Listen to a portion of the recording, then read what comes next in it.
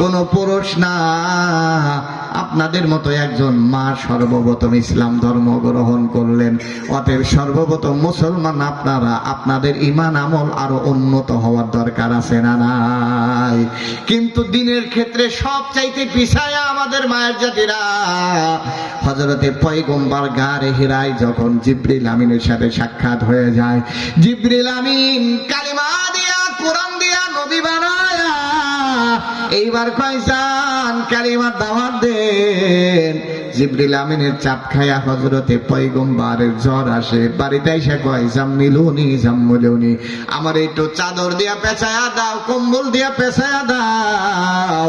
এইবার বলেন কেন কেন আপনার জ্বর আসছে কেন? কয় জিবরিল আসছে আমারে নবী বানাইছে। কয় তাই নাকি? কয় আপনার যদি নবী বানায় কোনো সন্দেহ নাই, তার কারণ আপনার ভিতরে এমন গুণ আছে যা কোনো মানুষের ভিতরে নাই, অতএব কোনো সন্দেহ নাই, প্রথমে আমারে কালিমা পয়রা মুসলমান বানায়া দেন। আল্লাহ এক নাম্বার শ্রেষ্ঠত্ব আর মর্যাদা হলো, দুনিয়াতে আমরা জানি হযরতে আদম আলাইহিস সালাতু ওয়াস সালাম পৃথিবীতে আসার আগে জান্নাতে ছিলেন, কিন্তু জান্নাতে যাওয়ার পূর্বে হযরতে আদম আলাইহিস সালাতু ওয়াস সালামকে যখন তৈরি করা হয়, হযরতে আদমকে কিন্তু জান্নাতের বাহিরে তৈরি করা হয়। জান্নাতের বাহিরে তৈরি করিয়া ঘোরাঘুরির জন্য হযরতে আদমকে জান্নাতের ভিতরে প্রেরণ করা হয়। হযরতে আদম যখন জান্নাতে একা একা, ভালো লাগে না, জান্নাতের ভিতরে একজন সাথী ছাড়া একা একা এত বিশাল জান্নাতে ভালো লাগার কথাও না। এই জন্য ওনার মনে মনে চিন্তা, যদি সাথী হইতো তাহলে ঘোরাঘুরি করতে ভালো লাগতো। হযরতে আদম ঘুমন্ত অবস্থায় আল্লাহ রাব্বুল আলামিন আমাদের মা হযরতে হাওয়া আলাইহিস সালাতু ওয়াস সালামকে তৈরি করিয়া বাবা আদমের পাশে বসায়া দেয়। এইবার হযরতে আদম যখন ঘুম থেকে উঠা দেখে সুন্দরী রূপসী একজন মহিলা পাশে বসা দেখা যায়। হযরতে আদম জিন্দেগিতে কোনো আর মানুষ দেখে নাই, ইনা আদমের পরে দ্বিতীয় ব্যক্তির নামই হলো হযরতে হাওয়া আলাইহিস সালাতু ওয়াস সালাম। হযরতে আদম ধরতে যায়, আল্লাহ বলেন না না না, ধরা যাবে না, আগে বিবাহ করা লাগবে তারপরে ধরা যাবে। বিবাহের আগে কোনো পুরুষ কোনো মহিলাকে স্পর্শ করতে পারে না। কথা কোন ঠিক কিনা? এখান থেকে যেহেতু যুব সমাজের মাহফিল, যুবক বালকেরা শোনো, হযরতে আদম আর মা হাওয়া সর্বপ্রথম মানুষ, তাদেরকেও বিবাহ ছাড়া আল্লাহ একজন আর একজনকে স্পর্শ করতে দেয় নাই। কিন্তু এখন বর্তমান জামানার অবস্থাটা হলো, বিবাহের পূর্বেই অবৈধ হারাম প্রেমে সম্পর্কের মাধ্যমে পেটে বাচ্চাও পর্যন্ত আসে, এরপর বিবাহ সংগঠিত হয়। কথা বল, হ্যাঁ, যে অবৈধ প্রেমের মাধ্যমে, ভালোবাসার মাধ্যমে পেটে বাচ্চা আসে, এরপর বিবাহের ব্যবস্থা হয়। এই সমাজ এখন আমাদের আছে না নাই? শুধু কি তাই জামিনদার হয়ে যাবে, জিম্মাদার হয়ে যাবে? আল্লাহর পয়গম্বর বলেন আমি তার জান্নাতের জিম্মাদার হয়ে যাব। আল্লাহু আকবার বলেন। আল্লাহর পয়গম্বর বলেন যে দুইটা জিনিসের জিম্মাদার হয়ে যাবে, তার জন্য আমি জান্নাতের জামিনদার হয়ে যাব। এক নম্বর পয়গম্বর বলেন তোমার জবানের জিম্মাদার হওয়া লাগবে, জামিন হওয়া লাগবে। এই জবানের হেফাজত যদি তুমি করতে পারো, দুই নম্বর তোমার লজ্জা স্থানের হেফাজত যদি তুমি করতে পারো, তাহলে আমি পয়গম্বর তোমারে জান্নাতে নিয়ে যাওয়ার গ্যারান্টি আমি পয়গম্বর দিয়ে দিলাম। সুবহানাল্লাহ। এই জন্য লজ্জা স্থানের হেফাজত, যুব সমাজ আজ ধ্বংস হয়ে যাচ্ছে। এই জন্য বন্ধু শোনো, না না, অবৈধ কোনো কামের দিকে তোমার যাওয়া যাবে না রে যুবক। এই জন্য পয়গম্বরে আরবি কয় দুইটা জিনিসের জিম্মাদার যদি হইতে পারো, জান্নাতের জিম্মাদারও আমি হয়ে যাব। এই জন্য যেটা আমি বোঝাইতে চাইছিলাম, আমার মায়ের জাতির মর্যাদা, ও বোনেরা শোনো, বর্তমান সময় দেখা যায় আমার মায়ের জাতিরা, বোনের জাতিরা, তারা দেখা যায় নিজেদের যৌবনের তাড়নায় অবৈধ মিলামেশায় লিপ্ত হয়ে যায়। পরবর্তী দেখা যায় বিবাহের প্রলোভন দিয়া তাদেরকে ধর্ষণ করে, কিন্তু পরবর্তীতে বিবাহ করে না। এই বিবাহের জন্য পুরুষের আর ওই ছেলের বাড়িতে গিয়ে অনশন পর্যন্ত করে। এরকম সমাজে আমাদের মেয়েরা আছে না নাই? একটা না দুইটা না, এরকম শত শত। কেন তোমার আগে হুঁশ ছিল না যে বিবাহের আগে তুমি কেন আর একজন যুবক ছেলেকে স্পর্শ করতে দিয়েছো? এই জন্য আগে তোমার বিচার হওয়ার দরকার। কথা কোন? এই ঘুমাই গেছেন নাকি আপনারা? আগে তার বিচার হওয়ার দরকার না? কেন তুমি তোমার শরীরকে স্পর্শ করতে দিলে বিবাহের আগে? এখন তুমি গিয়ে অনশন করো। লজ্জা লাগে না তোমাদের? বেহায়া নির্লজ্জ কোথাকার। এই জন্য আল্লাহর পয়গম্বর হযরতে আদম আর হাওয়াকে আল্লাহ আগে শিখাই দিলেন আমাদের মা আর বাবা, না বিবাহের আগে স্পর্শ করা যাবে না। এরপরে বিবাহ হলো। আমি যেটা ঘরে বোঝাইতে চাচ্ছিলাম সেটা হলো আমার মায়ের জাতির মর্যাদা। দেখেন, বাবা আদমকে জান্নাতের বাইরে তৈরি করা হয়, আর মাকে জান্নাতের বাইরে তৈরি করলেন না, জান্নাতের ভিতরে তৈরি করছেন। কোথায়? আমি আপনাদের কাছে জানতে চাই, দুনিয়ার মাটির দাম বেশি না জান্নাতের জায়গার দাম বেশি? কথা বলেন, কোন জায়গার দাম বেশি? জান্নাতের দাম বেশি। আল্লাহর বান্দা, এই জন্য মায়ের জাতিকে জান্নাতে তৈরি করা হয়, আমাদের মতো পুরুষদেরকে জান্নাতের বাইরে বানানো হয়। তাহলে আল্লাহ তো সৃষ্টি থেকে আমার মায়ের জাতিকে সম্মান বাড়ায় দিয়েছেন। কথা বলেন ঠিক কিনা? এই জন্য জোরে সরে বলেন আল্লাহু আকবার। আল্লাহর বান্দারা, 2 নাম্বার, সর্বপ্রথম পয়গম্বরের হাতে কালিমা পয়রা মুসলমান হয়েছেন। আমি আপনাদের কাছে জানতে চাই, কোন পুরুষ না মহিলা? আপনারা কি বলেন? কে? আপনাদের ধারণা কি, বা আপনারা কি জানেন, পুরুষ না মহিলা? যদি মহিলা বলে থাকেন তাহলে এবার শোনেন কেন পয়গম্বর। মা ভালো করে শোনেন, আমার পয়গম্বরের সর্বপ্রথম আপনি আল্লাহর পয়গম্বর, কোনো সন্দেহ নাই। আমাকে পড়া দেন লা ইলাহা ইল্লাল্লাহু মুহাম্মাদুর রাসূলুল্লাহ সাল্লাল্লাহু আলাইহি ওয়াসাল্লাম। বুখারীর এই বর্ণনার ভিতরে রাসূলের গুণের কথা বর্ণনা করা হয়েছে। ইন্নাকা লা তাসিলুর রাহমা, আপনি আত্মীয়তার সম্পর্ক বজায় রাখেন। এই আইয়ামে জাহিলিয়াতে আত্মীয়তার সম্পর্ক কেউ বজায় রাখে না। এরকম আরো অনেক গুণের কথা বর্ণনা করা হয়েছে। আল্লাহর বান্দা, তাহলে বুখারীর বর্ণনা অনুযায়ী সর্বপ্রথম মুসলমান পুরুষ না মহিলা? বলেন তো দেখি, কথা বলেন একটু। আপনারা কি বেজার হয়ে গেছেন নাকি? তাহলে জোরে আরেকবার বলেন না আল্লাহু আকবার। সর্বপ্রথম তাহলে 2 নাম্বার মহিলাদের গুণ হলো সর্বপ্রথম মুসলমান মহিলা। তার মানে মা আপনার দাম অনেক বেশি। আপনি নিজেকে দিনদার বানান, দিনের থেকে আপনি কেন এত দূরে থাকবেন? আল্লাহর বান্দা, এই জন্য সর্বপ্রথম মুসলমান কিন্তু একজন মহিলা। এরপরে আসেন এই ইসলামকে জিন্দা রাখার জন্য আল্লামা আজিজুল হক রাহিমাহুল্লাহ আমাদের উস্তাদ বলতেন, এই ইসলাম নামক বৃক্ষর গোড়ায় পানি নয়, ইসলাম নামক বৃক্ষের গোড়ায় রক্ত দিয়া তাজা রাখতে হয়। অতএব এই দিন আমাদের পর্যন্ত আসছে ওই বদরের মাধ্যমে, ওহুদের মাধ্যমে। বদরের ময়দানে 14 জন সাহাবায়ে কেরাম শাহাদাত বরণ করলেন। ওহুদের ময়দানে একজন না 70 জন সাহাবায়ে কেরাম শাহাদাত বরণ করলেন। এই তাদের শাহাদাতের রক্তের বিনিময়ে আমরা ইসলাম পাইছি। কথা কান ঠিক কিনা? এই শাহাদাতের নজরানা ইসলাম আল্লাহর জমিনে আল্লাহর দ্বীন কায়েম করার জন্য সর্বপ্রথম যিনি রক্ত দেয় উনি কোনো পুরুষ ছিলেন না, উনিও ছিলেন আমার মায়ের জাতি একজন মহিলা। আবু জাহিল্লা সুমাইয়া, হযরতে সুমাইয়া, যিনি সর্বপ্রথম ইসলামের জন্য রক্ত দিয়া ইসলাম বিজয় করলেন। হযরতে সুমাইয়াকে মারতে মারতে মারতে রক্তাক্ত করে দেয়া কয়, সুমাইয়া রে আর কত মার খাবি? এইবার ও মা শোনো, তোমার স্বামী তোমার বোরকার জন্য কতটুক নির্যাতন করে, নামাজ পড়ার জন্য কতটুক নির্যাতন করে, বরং স্বামীরা কয় বোরকা পরে বাইরে যাও। তার কারণ যে যুগ জামানা না জানি তোমারে আবার কে নিয়ে যায়, এই জন্য বোরকার কথা কয়। আর ওই জামানা ইসলাম কেন বোরকা কেন মার দেওয়া হয়? হযরতে সুমাইয়াকে মারতে মারতে তার সন্তানের সামনে উলঙ্গ করে দেয়, পানির পিপাসায় জানটা বের হয়ে যায়। আবু জেহেলের কাছে গিয়া কয়, চাচা মারে একটু পানি দেন, আমার মা একটু পানি পান করবে। কিন্তু সন্তানের আবদার রক্ষা করা হয় নাই, পানিও দেওয়া হয় নাই।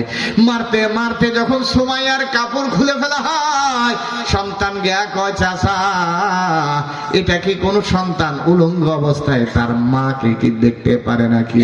আমার মাকে একটু কাপড় দেওয়ার ব্যবস্থা করেন। দেওয়া হয় নাই। এইবার আবু জেহেল সব নির্যাতনের পর কয়, সুমাইয়া রে কালিমা ছাড়, তোরে জীবিত ছাইরা দেব।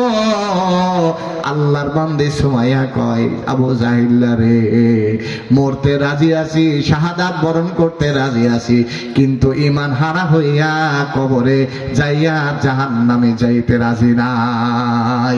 আল্লাহু আকবার। ঈমানের পথে অবিচল থেকে আমার মরণ যেন হয়। ঈমানের পথে অবিচল থেকে আমার মরণ যেন হয়। তোমারই কাছে মিনতি আমার, তোমারই কাছে মিনতি আমার, মহামহিম দয়াময়। ঈমানের পথে অবিচল থেকে আমার মরণ যেন হয়। আল্লাহু আকবার বলেন। হযরত সুমাইয়া ঈমানের উপর থাকছেন, ঈমান হারা হইয়া জানটা নিয়ে বাড়িতে ফেরে নাই, ঈমানের উপর অটল থাইকা মারা গেছে। আল্লাহর বান্দা, ইসলামের জন্য সর্বপ্রথম রক্ত দিয়েছেন আমার একজন মা। এই জন্য আমার মায়ের জাতির আপনাদের ইজ্জত তো অনেক, যে সর্বপ্রথম রক্ত দেয়া লাগলো, আপনারা রক্ত দেন। এই জন্য ইসলামের জন্য আপনাদের আগায় আসা লাগবে, দিনের জন্য আপনাদের অগ্রসর হওয়া লাগবে, পিছায়া থাকার সুযোগ নাই। ও আল্লাহর বান্দা, এলাকার মা বোন ভালো করে শোনেন। এরপরে 5 নাম্বার, 4 নাম্বার আপনাদেরকে আল্লাহর পয়গম্বর কয়, 4 নাম্বার আপনাদের শ্রেষ্ঠত্ব আর বৈশিষ্ট্য হলো পুরুষের চরিত্রের সনদ দেওয়ার ক্ষেত্রে আল্লাহ তাআলা নারীদেরকে নির্বাচন করেছেন। আল্লাহু আকবার বলেন। আমরা সনদের সার্টিফিকেট নেই, মেম্বার থেকে নেই, কাউন্সিলর থেকে নেই, চেয়ারম্যান থেকে নেই, সে আমাদের চারিত্রিক সনদ দেয়। আপনাদের এলাকায়ও দেওয়া হয় কিনা?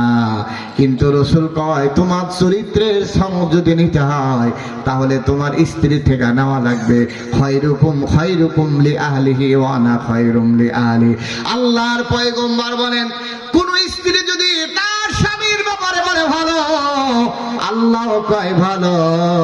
কোন স্ত্রী যদি কয় আমার স্বামীর চরিত্র ভালো না, তাহলে আল্লাহ কয় ভালো না। এই জন্য পয়গম্বর কয়, আমি আমার স্ত্রীদের কাছে ভালো, অতএব তোমরা তোমাদের স্ত্রীর সাথে ভালো আচরণ করবে। সুবহানাল্লাহ। আল্লাহর বান্দারা, আমি আপনাদেরকে বিরক্ত হয়ে গেছেন নাকি? আমি মায়ের বোনের এই এলাকার যেহেতু গ্রামগঞ্জ, মায়ের জাতিদেরকে কিছু শ্রেষ্ঠত্বর কথা বলতেছে, যাতে আমার মায়ের জাতিরা দিনের প্রতি উদ্বুদ্ধ হয়। ওই হযরতে আব্দুল্লাহ ইবনে মুবারকের জামানায় একজন কর্মকার ছিল। আল্লাহর বান্দা আব্দুল্লাহ ইবনে মুবারক অনেক বড় মুহাদ্দিস ছিলেন, লাখো তার হাদিসের ছাত্র ছিল। এত বড় মুহাদ্দিস হওয়ার পর ইন্তেকালের পরে স্বপ্ন দেখে যে আমার যে জান্নাত আল্লাহ দেয়, এই জান্নাতের চাইতেও আমার পাশের কর্মকারের জান্নাতটা অনেক বড়।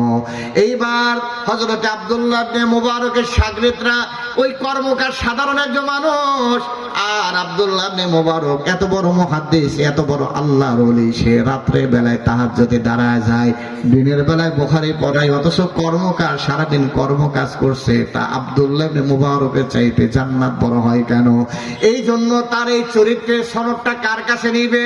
হযরত আব্দুল্লাহ ইবনে মুবারকের শাগির্দরা কর্মকারের স্ত্রীর কাছে যায়, কয় তোমার স্বামীর গোপন আমল কি, চরিত্র সম্পর্কে আমাদের একটু বর্ণনা দাও। কয় তেমন কোনো আমল নাই, তেমন কোনো বলার মতো কিছু নাই। আমার স্বামী রাত্রে বেলায়, দিনের বেলায় লোহার কর্ম কাজ করতে করা যায় না, অনেক গরম, আবার আগুনের কাজ করে, এই জন্য অনেক প্রচন্ড হিট, রোদের হিটে তারা কাজ করতে পারে না, রাত্রে বেলায় কাজ করে। রাত্রে বেলায় যখন কাজ করতে যায় তখন দেখে আব্দুল্লাহ ইবনে মুবারক তার বাসার ছাদে নামাজে দাঁড়ায়া কোরআনের কারিমের তেলাওয়াত করে, খতম করে। আমার স্বামী তখন আফসোস করতো, আল্লাহ আমারে যদি আব্দুল্লাহ ইবনে মুবারকের মতো সম্পদশালী বানাইতে, তাহলে এই লোহার কর্ম করতাম না, তোমার কুদরতি পায়ের সামনে নামাজে দাঁড়ায়া তোমার ইবাদত বন্দেগী করতাম। আল্লাহু আকবার বলেন। আমার স্বামী এই আফসোসটা করতো। আর 2 নম্বর তার একটা গুণ ছিল, লোহার কাজ করত, কর্মকারের কাজ করত।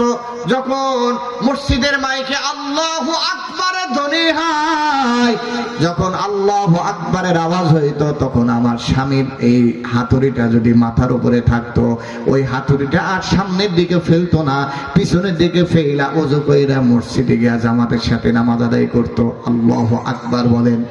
ও যুবক শোনো, তাহলে আজান হইলে আর কাজ না, আগে হলো নামাজ। ও বাবা, তাহলে এখান থেকে আমাদের শিক্ষা হলো, জিন্দেগিতে কত কাজ করলাম, মসজিদের মাইকে কত আজান হয়, আজান শুনতে শুনতে দাড়ি পাইকে গেল, কবরে এক পাও চলে গেল। এরপরও দোকানের চার দোকানে আড্ডা হয়, টিভি দেখা হয়, কিন্তু এই দাড়ি পাকা যুবক, এই দাড়ি পাকা মুরব্বীরা পর্যন্ত আজানের ডাকে সাড়া দিয়া মসজিদে যায় না। আপনাদের এই এলাকায় ওই এমন মুরব্বী আছে না নাই? আপনাদের এলাকায়ও আছে? আজান শুনতে শুনতে চুল দাড়ি সব পাইকা কবরে যাওয়ার ব্যবস্থা হয়ে যাচ্ছে। মসজিদের মাইকের আজান তার কানে যায়, আর দোকানে বৈশা যুবতীদের উলঙ্গ নাচ দেখে, এরপরে চার দোকানে বৈশা এমপি মন্ত্রী সব হয়ে যায়, কিন্তু আল্লাহর ডাকে সাড়া দিয়ে মসজিদে যায় না। কথাক্ষণ ঠিক কিনা? আর যুবক আমার, আল্লাহর ঘরের মসজিদ থেকে তোমারে ডাকা হয়, তোমারে কল দেওয়া হয়, কিন্তু তুমি মসজিদে যাও না। কিন্তু কোন গ্রামের জরিনা যদি তোমারে ফোন দিয়া কয় রাত 3টার সময় দেখা করা লাগবে, ঘুম বাদ দিয়া জরিনার সাথে দেখা করার জন্য শীতের ভিতরে তুমি দাঁড়ায় থাকো 3 রাস্তার মোড়ে, কিন্তু তোমার ফজরের আজান তোমাকে ডাকা হয় আল্লাহর ঘরে, জোহরের আজানে ডাকা হয় আল্লাহর ঘরে, আসর মাগরিবে ডাকা হয়, কিন্তু তুমি সুস্থ মানুষ, মসজিদের পাশে বাসা, ইকামতের আওয়াজ তোমার ঘরের থেকে শোনা যায়, এরপর মসজিদে যায় না। এরকম যুবক আছে না নাই? কথা বলেন বাবা, আছে না নাই? অথচ হযরতে ওই আব্দুল্লাহ ইবনে মুবারকের লোহার কর্মকার, পাশের লোহার কর্মকার যখন আল্লাহু আকবারের আওয়াজ শুনছে, সামনে আর হাতুড়ি ফেলে নাই, পিছনে ফাইলা মসজিদে গিয়া জামাতের সাথে নামাজ পড়ার কারণে আব্দুল্লাহ ইবনে মুবারকের চাইতে বড় জান্নাতের মালিক হয়ে গেছে। আল্লাহু আকবার বলেন। এই জন্য বন্ধুগণ আমার, চরিত্রের সনদ আব্দুল্লাহ ইবনে মুবারক এর জামানায় লোহার কর্মকারের স্ত্রী থেকে নেওয়া হয়েছে। এই জন্য রাসূল বলছেন, তোমাদের স্ত্রী যদি তোমাদেরকে ভালো বলে, তাহলে তোমরা ভালো হয়ে যাইবা। 5 নাম্বার আমার মায়ের জাতির গুণ হলো, বৈশিষ্ট্য হলো, আল্লাহ রাব্বুল আলামিন, আমরা পুরুষ, আমাদের নামে সূরাতুর রিজাল নামে, হুজুর কোন সূরা আছে নাকি? হ্যাঁ, সূরাতুর রিজাল পুরুষের নামে, একদম সূরাতুল কাউসার 1 লাইন, এরকম একটা সূরা আল্লাহ আমাদের নামে নাজিল করে নাই।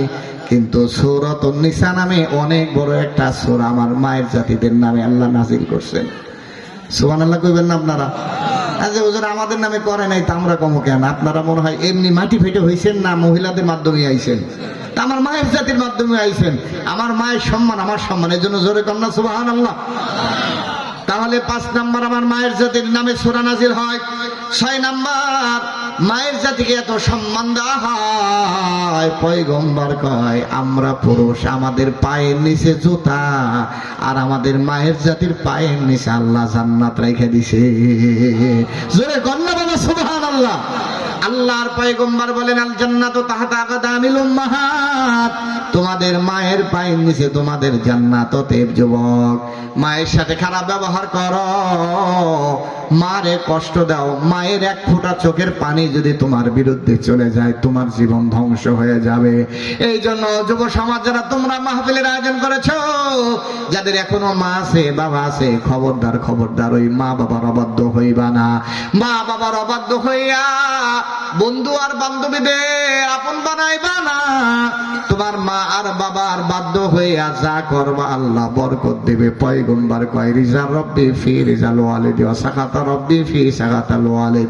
তোমার মা আর বাবা খুশি তো আল্লাহও খুশি, তোমার মা আর বাবা নারাজ তো আল্লাহও নারাজ। অতএব তুমি তোমার মা আর বাবার যদি খুশি করিয়া যদি মরতে পারো, জান্নাত তোমার জন্য বরাদ্দ হয়ে যাবে। আর মা আর বাবারে নারাজ কইরা যদি মরে যাও, কিয়ামত পর্যন্ত তোমার কপালে আর জান্নাতে যাওয়ার কোনো সুযোগ থাকবে না রে যুবক। এই জন্য 6 নম্বর শ্রেষ্ঠত্ব হলো আমার মায়ের পায়ের নিচে আল্লাহ জান্নাত রেখে দেয়। 7 নম্বর পয়গম্বর কয় আমার মায়ের যাতে 7 নম্বর দাম হলো পয়গম্বরে কয়। রাসূলুল্লাহ বলতেছেন কোন মা আর বাবার যদি 3 জন কন্যা সন্তান হয়, ভালো করে লালন পালন কইরা তাদের বিবাহ দিতে পারে, কয় জান্নাতে যাবে। মহিলারা কয় পয়গম্বর 3 জন কন্যা না হইয়া যদি 2 জন কন্যারে লালন পালন করা যায়, তাহলে কো জান্নাতে যাওয়া যাবে। পয়গম্বর বলেন উম্মতেরা শোনো, কোন মা আর বাবার যদি 2 জন কন্যা হয়, ভালো লালন পালন করিয়া ভালো পাত্রের কাছে যদি সুপুর্দ করতে পারে, আমি পয়গম্বর আর ওই কন্যার মা আর বাবা একসাথে আল্লাহর তৈরি জান্নাতে থাকবো। জোরে বলেন না বাবা সুবহানাল্লাহ। 8 নাম্বার পয়গম্বরে আরবি বলেন জিহাদ তো অনেক বড় কঠিন কাজ, মহিলারা জিহাদ করা কঠিন। এই জন্য পয়গম্বর কয় ও নারী জাতিরা শোনো, জিহাদে তোমাদের যাওয়ার দরকার নাই, তোমরা বাইতুল্লাহ যাও। তোমরা যদি বাইতুল্লাহ গিয়ে উমরা করো, হজ করো, পুরুষরা জিহাদ করে যে পরিমাণ সওয়াব পায়, আর তোমরা বাইতুল্লাহর তওয়াফ কইরা উমরা করবা, হজ করবা, তোমাদের তো উমরা আর হজের সওয়াব লেখা হবে, সাথে সাথে আল্লাহ তাআলা তোমাদের আমলনামায় জিহাদের সওয়াব লিখে দিবে। জোরে কন্যা বাবা সুবহানাল্লাহ। 9 নাম্বার হলো পয়গম্বরে আরবি বলেন 9 নাম্বার আমার মায়ের জাতি শ্রেষ্ঠত্ব হলো আমার মায়ের জাতিরা সন্তান তারা গর্ভে ধারণ করেন। কোন সময় গর্ভ ধারণ করতে গিয়ে মারা যায়, কোন সময় সন্তান প্রসবের সময় মায়েরা মারা যায়। এই জন্য অনেক মায়েরা সন্তান প্রসবের আগে বাড়ির সবার কাছ থেকে বিদায় নেয়, মার কাছ থেকে, বাবার কাছ থেকে, শ্বশুর শাশুড়ির কাছ থেকে বিদায় নিয়ে সর্বশেষ স্বামীর কাছে যায়, গিয়া কয় স্বামী হে, অনেক দিন একসাথে সংসার করলাম, মনে হয় আমার জীবন আজকে শেষ হয়ে যাবে গো স্বামী। যদি আমার জীবন শেষ হয়ে যায়, দুনিয়া থেকে যদি চলে যায়, আমার এই যে সন্তানগুলো আপনার কাছে আমানত, আমার সন্তানগুলো দেখে রাখবেন, আপনার হক আদায় করতে পারি নাই, আমারে মাফ করে দিবেন। বিদায় নিয়ে যখন চলে গেল, আল্লাহর বান্দী শোনো, রাসূলুল্লাহ কয় এই সন্তান প্রসবের সময় তোমার যদি মালাকুল মউত চলে আসে, তোমার যদি শেষ নিঃশ্বাস বের হয়ে যায়, পয়গম্বর কয় তুমি মারা যাও নাই, তুমি যেন আল্লাহর রাস্তায় শহীদ হইয়া তুমি মরতে দেরি হবে, তোমার আল্লাহর জান্নাতে যাইতে দেরি হবে না। জোরে বলেন না বাবা সুবহানাল্লাহ। তাহলে 9 নাম্বার শ্রেষ্ঠত্ব হলো যদি সন্তান ডেলিভারির সময় আমার কোনো মা মারা যায়, শাহাদাত বরণ করবে, মরতে দেরি হবে, আল্লাহর জান্নাতে যাইতে দেরি হবে না। আল্লাহু আকবার বলেন। 10 নম্বর শ্রেষ্ঠত্ব হলো আল্লাহর পয়গম্বর কয় আদ-দুনিয়া কুল্লুহা মাতা ওয়া খায়রু মাতা'id দুনিয়া আল মারাতুস সালিহা। গোটা দুনিয়াটাই আল্লাহ সম্পদ বানাইলেন, আর সবচাইতে দামি সম্পদ, শ্রেষ্ঠ সম্পদ আল্লাহ নারী জাতি বানাইলেন। অথচ আমার দেশের নারীবাদীরা কয় ইসলাম নারীদেরকে ঠগাইছে, অথচ রাসূল কয় সবচাইতে দামি সম্পদের নাম হলো নারী জাতি। তার মানে ইসলাম নারীদের সবচাইতে দাম দেয়, আর নারীবাদীরা ইসলামের ব্যঙ্গ করে কয় নারীদেরকে ইসলাম ঠগাইছে। কথা বলেন ঠিক কিনা? আল্লাহর বান্দারা লক্ষ্য করেন। 11 নম্বর হলো রাসূলুল্লাহ কয় আমার কাছে তিনটা জিনিস প্রিয়, তার ভিতরে একটা হলো নারী জাতি। এই নারী জাতি আমার কাছে প্রিয়, মানে স্ত্রী হিসাবে আমার কাছে প্রিয়, মা হিসাবে আমার কাছে প্রিয়, সন্তান মেয়ে হিসাবে কন্যা হিসাবে আমার কাছে প্রিয়। তার মানে কন্যা হইলেও আমি ভালোবাসি, স্ত্রীদেরকেও ভালোবাসি। অতএব আল্লাহর বান্দা নারীদেরকে ভালোবাসতেন স্বয়ং পয়গম্বর। অতএব এই নারীদেরকে ইসলাম ঠগায় নাই, নারীদেরকে ইসলাম জিতায় দিয়েছে। কথা বলেন ঠিক কিনা? আল্লাহর বান্দারা, এরপরে আসেন 12 নম্বর শ্রেষ্ঠত্ব আর মর্যাদা। আল্লাহর হাবিব কয় নারী জাতিদের সাথে ভালো ব্যবহার করা লাগবে। আল্লাহ বলেন ওয়াশিরুহুন্না বিল মারুফ। আল্লাহ তাআলা নারীদের সাথে ভালো ব্যবহারের কথা বললেন। নারী জাতিরা, ওই এলাকার মা বোন শোনো, স্বামীরা তোমাদের সাথে ভালো ব্যবহার করবে, তোমাদেরও স্বামীদের সাথে ভালো ব্যবহার করা লাগবে। কথা কোন ঠিক কিনা? নাকি শুধু স্বামীরাই ভালো ব্যবহার করবে, নারীরা করবে না? তা না, নারী আর স্বামী আর স্ত্রী এই দুইজনের সম্পর্ক তো অটুট রাখা লাগবে। এই জন্য স্বামীও স্ত্রীর প্রতি খেয়াল রাখবে, স্ত্রীও স্বামীর প্রতি খেয়াল রাখবে। রাসূলুল্লাহ কয় ও স্ত্রীরা শোনো, তোমাদের স্বামীরা বাহিরে কাজকর্ম কইরা বাসায় আসার পর তুমি যদি তোমার স্বামীরে একটু পানি আগায়া দাও, ব্যাগটা নিয়ে তুমি যদি একটু আগায়া নাও, এরপরে যদি তারে একটু গরম পানি কইরা দাও শীতের সময় ওযু গোসলের জন্য, এই যে খিদমতটুকু তুমি করছো, এই স্বামীরা বাহিরে গিয়ে যত অনেক কাজ করবে, তুমি ঘরে বসে থেকে আমার মা ওই পরিমাণ সব তুমি পাইয়া যাইবা। সুবহানাল্লাহ বলেন।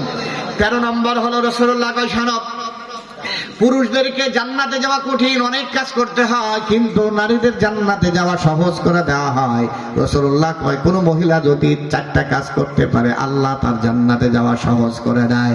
1 নম্বর হলো ইদা সাল্লাতিল মাররাতু খামসাহা, মহিলারা যখন 5 ওয়াক্ত নামাজ পড়বে, সামাত শাহরাহা, রমজানে রোজা রাখবে, ওয়া আহসানাত ফারজাহা, পর্দা সহকারে চলাফেরা করবে, ওয়া আতাআত বালাহা, স্বামীর খেদমত করবে। এই 4টা কাজ। 1 নম্বর 5 ওয়াক্ত নামাজ।